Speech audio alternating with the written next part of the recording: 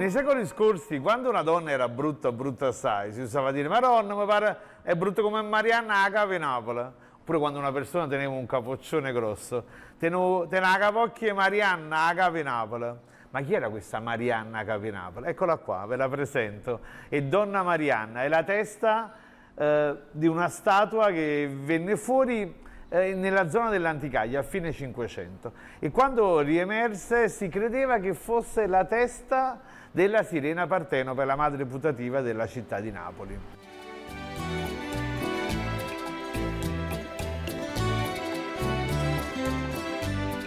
Però studi successivi determinarono che si trattava della testa di una statua di Venere che era presente in chissà quale tempio dell'antica Neapolis. Oggi l'originale è custodito all'interno di Palazzo San Giacomo. Quella che abbiamo qui nell'atrio della chiesa di San Giovanni a Mare è solamente una copia della nostra Marianna.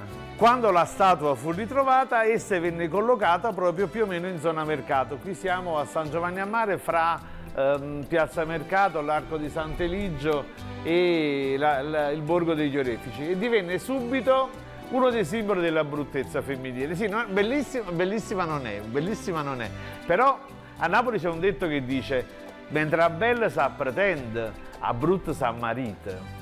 E infatti, brutta o non brutta, Marianna divenne la protagonista di una storia d'amore col popolo napoletano. I napoletani persero la testa per questa statua, divenne la mascotte proprio del quartiere, la mascotte di Piazza Mercato. In ogni festa cittadina i napoletani la facevano partecipare, la adornavano con fiori, con angannaccavano, con le collane, no? Come Sant'Anna angannaccata. Iniziarono le donne a confidarle i segreti, a confidarsi le preoccupazioni, i pensieri.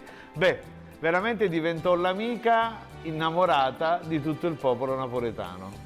Se da un lato divenne oggetto dell'attenzione di tutti i napoletani, c'è da dire che dall'altro lato era esposta a potenziali danneggiamenti durante i disordini. Per esempio, ecco, nel 1647, durante la rivoluzione di Masaniello, essa fu danneggiata e poi fu restaurata. Nei secoli successivi addirittura un altro disordine cittadino perse il naso e, come ogni bella donna, dovette rifarsi il naso. Il nome Marianna, dovete sapere, le fu attribuito nel 1799, durante l'altra rivoluzione napoletana, quella di Eleonora Pimentel Fonseca, la rivoluzione degli intellettuali, la rivoluzione dei Giacobini, dei Francis.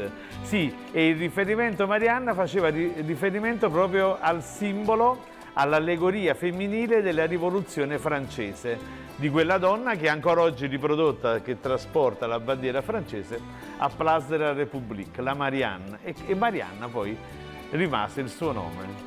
Anche durante la Seconda Guerra Mondiale i bombardamenti al porto, qui all'Arco di Sant'Eligio, continuavano a lesionarla e allora finalmente la statua, l'originale, quella che è sopravvissuta a invasioni barbariche, a rivoluzioni, a incendi, a terremoti, a nasi rotti, finalmente nel 1961 si decise di toglierla dalla strada, di proteggerla e fu portata all'interno di Palazzo San Giacomo, dove è ancora oggi custodita. Ma qui nell'atrio di San Giovanni a Mare è stata realizzata appunto una copia.